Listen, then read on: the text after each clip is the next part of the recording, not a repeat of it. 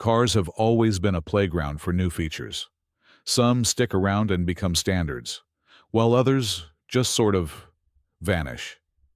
Whether it's because they were impractical, unsafe, or just didn't fit with what people wanted, plenty of car innovations have come and gone over the years.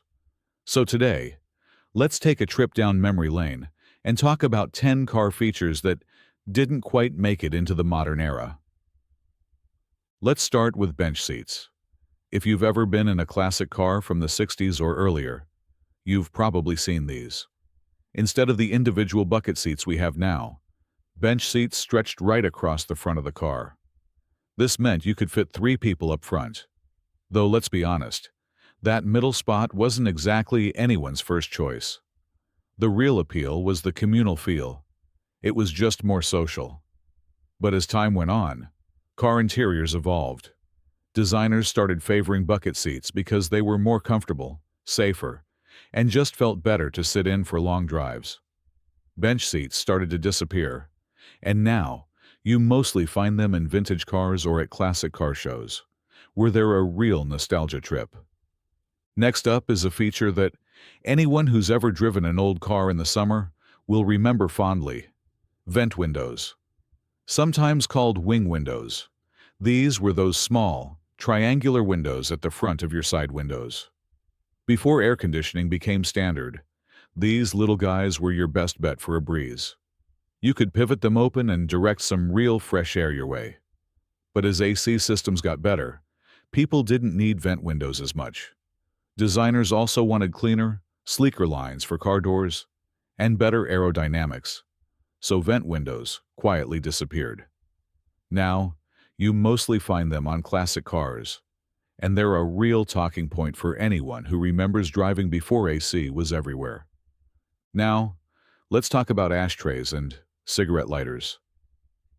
There was a time, and it wasn't that long ago, when almost every car came with these built right in.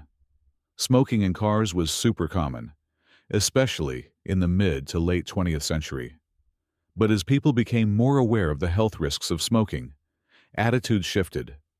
Laws were passed in many places to ban smoking in cars with kids inside.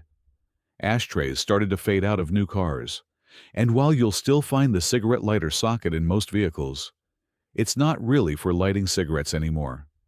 These days, people use it as a power source to charge phones or plug in GPS units. So, the ashtray is mostly gone, but the socket lives on in a whole new way. This next one is a bit quirky. In-car record players. Yes, you heard that right. Back in the 50s and 60s, when vinyl was king, some luxury cars came with built-in record players. The idea was to give passengers the ultimate music experience on the go. But as you can probably guess, it didn't work out so well. Cars are bumpy, and turntables don't really like bumps. The needle would skip all over the place. So, not a great listening experience. As technology moved on to cassette tapes and then CDs, the in-car record player faded into obscurity. But it's a fascinating little piece of car history, and if you ever see one, you know you're looking at something special. Another design element that's almost disappeared is the landau bar. These are the shiny, decorative bars you'd sometimes see on the rear roof of luxury cars. The design was inspired by landau carriages, which had a folding roof for horse-drawn rides. On cars, the bars didn't actually do anything. They just gave the impression that your car could turn into a convertible, even if it couldn't. Over the years, tastes changed, and people started to see landau bars as a bit too flashy or old-fashioned. Modern car design is all about clean lines and minimalism, so these ornate features have pretty much vanished. Still, if you find an old car with landau bars, it's a real throwback to a different era of automotive style. All right, let's talk about a feature you might have only seen in old movies, or maybe your grandparents' car: the column-mounted shifter, also known as the column shifter, or, if you want to sound really old school, 3 on the tree. Instead of having your gear shifter down in the center console, these were mounted right on the steering column. It was a super common setup in North America from the 1930s all the way into the 80s. The main advantage was that it freed up space in the middle, so you could have that wide bench seat we talked about earlier. But as car interiors became more focused on ergonomics, and as automatic transmissions took over, the column shifter mostly disappeared. Today, you'll still find them in some trucks or utility vehicles, but they're a rare sight in modern passenger cars. Another fun blast from the past is the luggage rack on the trunk. Back in the 70s and 80s, you'd see these on all sorts of cars, especially convertibles and roadsters. They were basically metal racks bolted right to the trunk lid, giving you extra space to tie down suitcases or duffel bags. It was a practical solution before cars had the kind of interior cargo space we expect today. But there were downsides. Whatever you strapped on was exposed to the weather, and theft was always a concern. Plus, as car design shifted towards sleeker, more aerodynamic shapes, the external luggage rack started to look clunky and out of place. Eventually, they faded away, but you still spot them now and then on retro rides or at classic car shows. Let's move on to something a little more high-tech for its time, the car phone. Before everyone and their grandma had a cell phone, having a phone in your car was a serious status symbol. In the 80s and 90s, built-in car phones were the ultimate in luxury and convenience. You could make calls right from your car, which was revolutionary back then. But as mobile phones got smaller, cheaper, and more powerful, the car phone quickly became obsolete.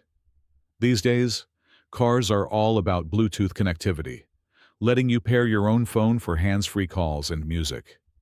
The car phone is now just a fun piece of nostalgia, a reminder of how far technology has come in just a few decades. Let's keep cruising through our list of car features that just couldn't keep up with the times. The next one is a true icon of automotive style: hood ornaments.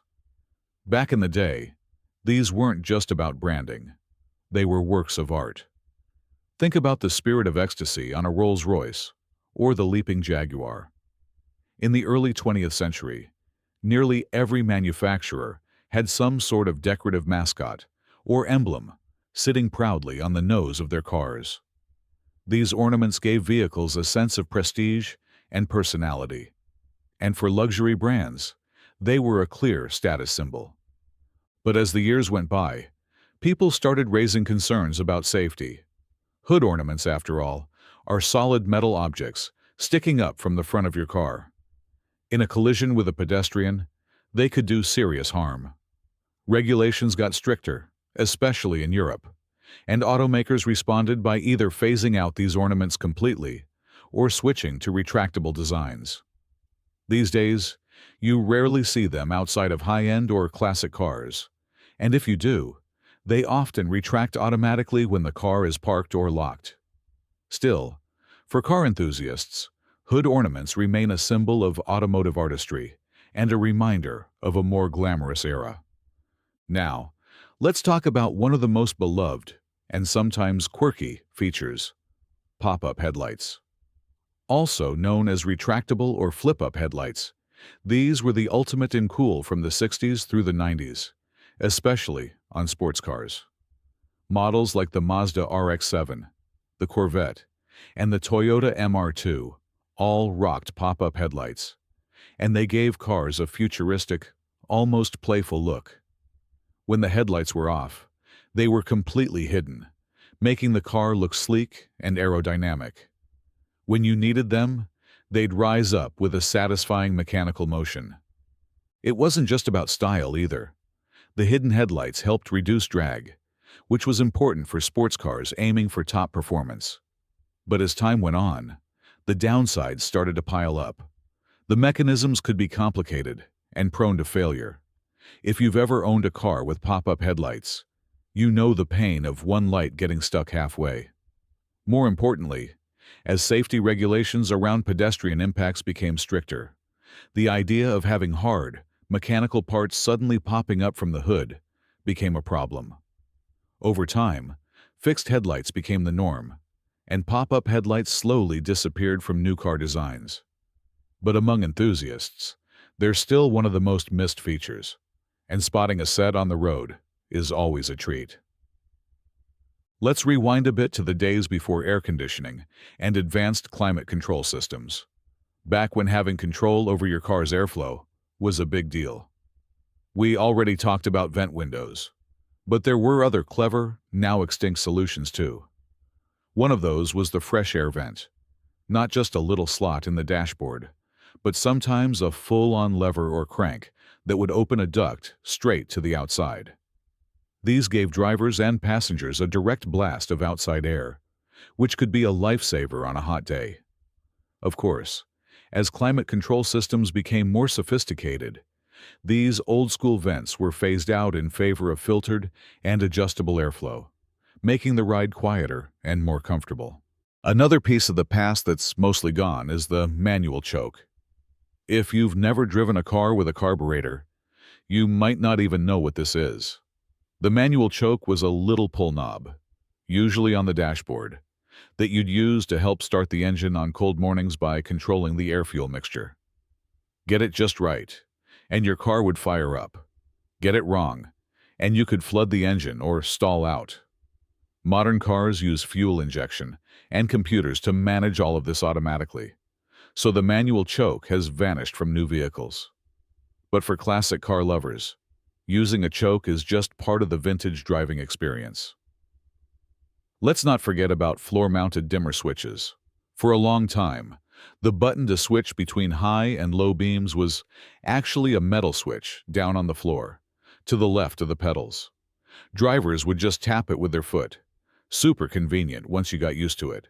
But as cars became more complex, with more controls moving onto the steering column, the dimmer switch also migrated up. Now, most of us are used to flipping our high beams with a lever on the steering wheel. But there was a certain charm to the old foot-operated switch that some drivers still miss. Another relic is the hand crank window. Power windows are everywhere now, but not so long ago almost every car came with cranks that you had to turn, sometimes several times, just to open or close your window. In the summer, if you wanted a breeze in the back seat, you had to reach back and do some serious arm work, or ask your passengers to help. Power windows were initially a luxury feature, but they quickly became standard as the technology got cheaper and more reliable. Today, hand crank windows are basically extinct in new cars, though you might still find them in some stripped-down work vehicles or ultra-budget models. Speaking of old-school controls, how about the pull-type headlight switch? This was a classic design where you'd pull a knob out from the dashboard to turn on your headlights, and sometimes twist it for parking lights or instrument lighting. It was simple and mechanical. No fancy electronics to worry about. These days, most cars use rotary switches or automatic headlights that turn on by themselves when it gets dark. The old pull-type switch is one of those little details that you don't really miss until you get behind the wheel of a vintage car and realize how satisfying it was to use. And then there's the crank starter. Now, this one goes way back to the early days of motoring, before electric starters were common. If you wanted to start your engine, you had to get out, stick a metal crank into the front of the car, and give it a good turn. It was hard work and, honestly, kind of dangerous. If the engine kicked back, the crank could spin violently and cause injuries. Thankfully, the electric starter came along and made starting a car as simple as turning a key, or, nowadays, pushing a button. Still, the old crank starter is a fascinating reminder of how far car technology has come. Ready for the final part? Just let me know and I'll wrap up the list with even more fascinating features that disappeared from our cars. Let's bring this nostalgia ride to the finish line with even more car features that didn't survive the march of time. Some of these may surprise you, while others might make you wonder how we ever lived without today's tech. Let's start off with a classic, opera windows. These were small, usually oval or rectangular-shaped windows set into the rear pillars of certain coupes and luxury sedans, especially popular in the 1970s and early 80s. The idea was to give the car a more upscale feel and bring in a little extra light for rear seat passengers. The look was distinctive, sometimes even accompanied by vinyl roofs and lots of chrome. But as tastes shifted toward more minimalist and aerodynamic designs, opera windows quickly started to feel dated. Today, you'll only find them on vintage luxury cars, where they're a quirky reminder of a very specific design era. Next, let's talk about fender skirts. These were panels that covered the upper portions of the rear wheels, giving cars a smooth, streamlined look.